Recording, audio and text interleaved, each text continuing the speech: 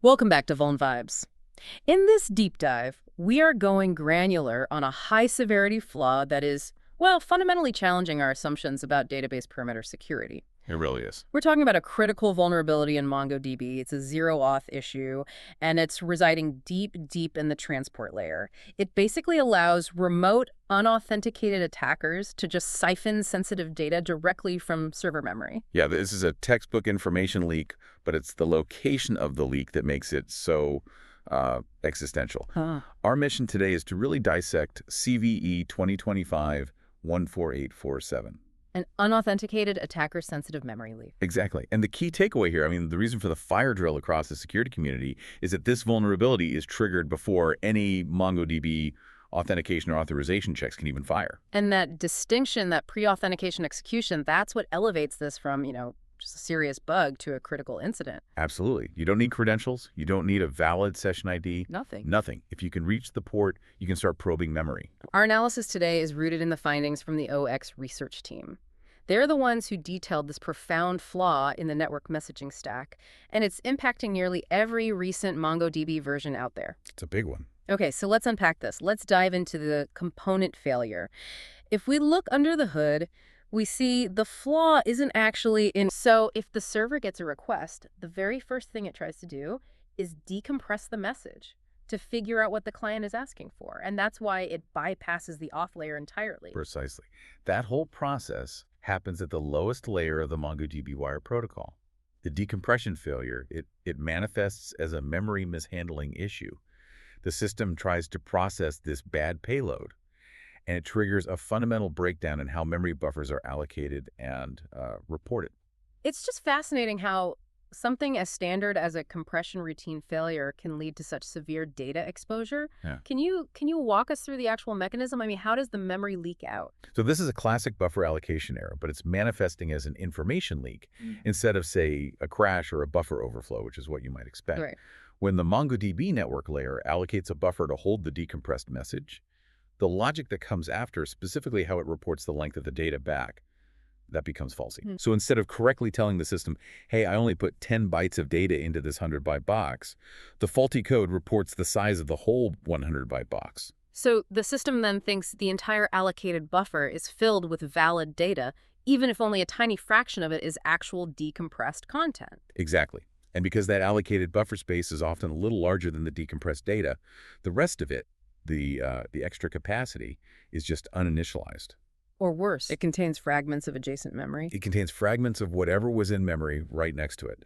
And in a busy database environment, that adjacent memory holds everything from recent query results, user credentials, session tokens, API keys, you name it. The error forces the system to return that entire buffer, exposing those memory fragments to the unauthenticated attacker. Wow.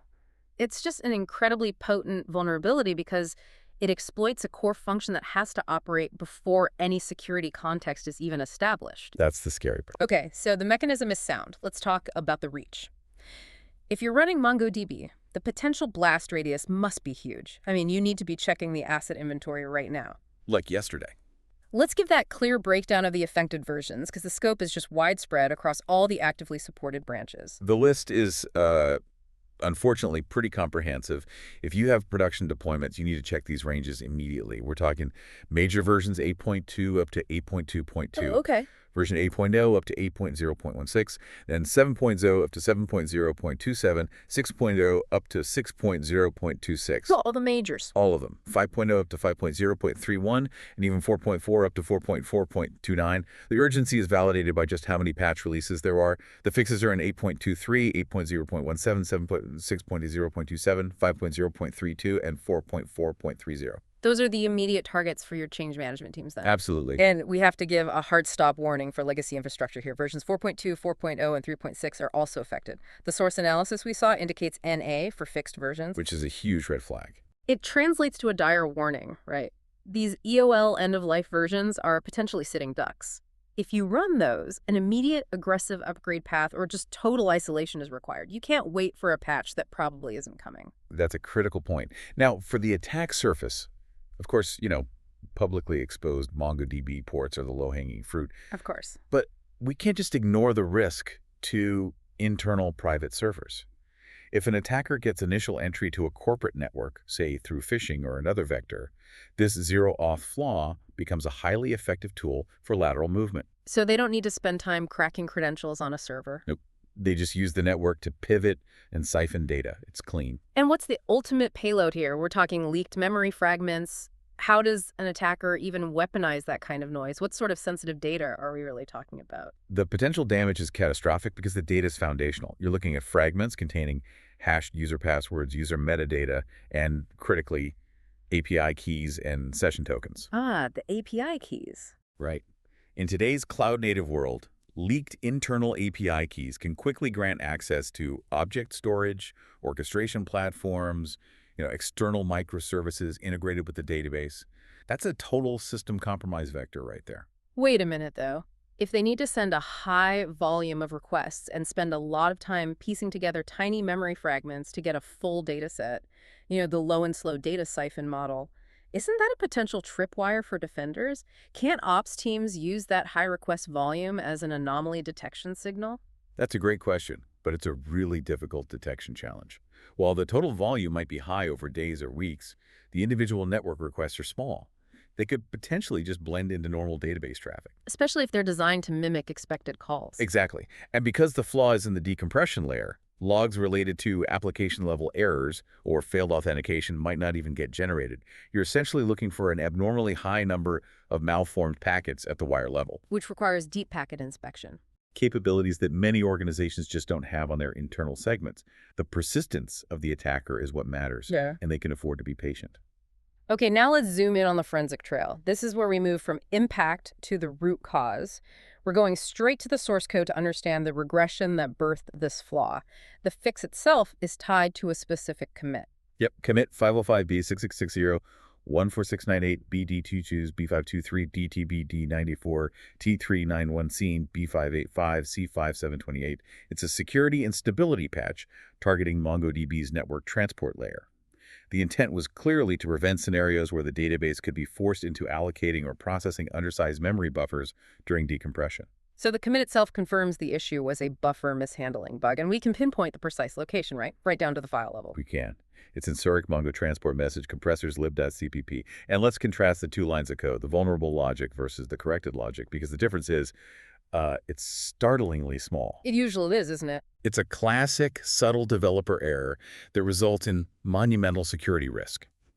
The original vulnerable code line responsible for reporting the size of the decompressed data was return output.length. Output, okay. What happened here is that the function was returning the size of the allocated memory buffer, the capacity of the container, instead of the actual amount of data successfully placed into that container. So to use our analogy again, the system allocated a 100-byte glass. It put 10 bytes of water in it, but then it reported that there were 100 bytes of water in the glass. Precisely. That misreporting caused the higher-level functions to mistakenly read and process the entire 100 bytes as valid payload data. The new patch line is much simpler and correct. Return length. Just return length. That's it. This ensures only the real length of the decompressed data is returned. That failure in the original code is what caused the system to expose those adjacent memory fragments. It's just incredible that a single line change swapping a call to the buffer's capacity with a variable holding the content size is the difference between system integrity and remote data exfiltration. That's every developer's nightmare moment. It really is. And we know this fix is solid because the researchers referenced verification tests. They used test code specifically, SQRS Mongo Transport Message Compressor Manager Test.cpp to feed malicious values back to the compressor. And it held up. It did.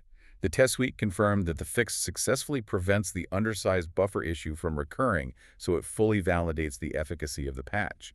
That gives us high confidence in the remediation path. So if you're a systems architect, a DevOps lead, a security operations manager listening right now, what's the immediate surgery we need to perform here? Let's break down the remediation. Immediate action number 1 is non-negotiable: patching. You have to prioritize updating to those latest fixed versions, 8.2.3, 7.0.28, and their counterparts as soon as is technically feasible. That's addressing it at the source. Right. Action number 2 is foundational security hygiene, but it's critical here: attack surface reduction. If you haven't patched yet, or even if you have, close any MongoDB ports that are not strictly necessary. Firewalls, network segmentation, the basics. All of it. immediately. Preventing direct network requests from external threat actors eliminates the primary avenue of exploitation. It's a great short-term risk reduction measure. And for those facing complex change management or maybe running those EOL versions where a patch isn't coming. Right, for them, we have to discuss the mitigation trade-off. The third option is disabling zlib compression entirely on your servers. Since zlib is the vector, removing it removes the vulnerability surface. That seems like an obvious fix, but this is never a free lunch, is it? Especially with high-throughput databases. We're trading security for performance. It is absolutely a classic security versus performance trade-off. It requires careful operational analysis. Compression is enabled for a reason, right? To reduce the data payload size over the network. And storage footprint. Exactly. Disabling zlib will increase network latency and may significantly increase I/O and CPU load, especially for servers handling large queries or heavy replication. So ops teams need to run benchmark tests to quantify that impact first. They do. If the patch is going to take weeks to deploy, disabling compression might be your best temporary shield, but you have to be prepared for that operational hit until you can deploy the secure version. Okay, so to summarize this critical deep dive, we've confronted CVE 2025-14847, a major flaw allowing unauthenticated remote data exfiltration via a basic zlib compression failure in MongoDB's network layer. It's an urgent patching requirement. The necessity of immediate patching or using that drastic mitigation of disabling zlib just cannot be overstated. This whole incident provides a massive lesson on where we need to focus our attention in modern security posture. So if we connect this to the bigger picture, what does this tell us about where our security blind spots really lie? I mean, this just underscores the massive risks that are inherent in third-party library dependencies within the software supply chain, especially those operating at the deepest transport layer. We spend so much time hardening application logic and auth layers. We do. But this vulnerability shows that these foundational components, the ones we rely on for speed and efficiency, they can harbor severe memory corruption issues that bypass all of our application-level security controls, just because they execute first. So for systems architects and security professionals listening, navigating a world relying so heavily on these libraries, this raises a really important question. It does. In your continuous monitoring and auditing plans, how often are you truly auditing the underlying memory handling of foundational components, the ones that operate before your typical application-level controls even kick in? What other, silent vulnerabilities might be waiting in those critical, often overlooked transport layers, just ready to leak data without ever asking for a login? Something for you to chew on as you check your patch logs.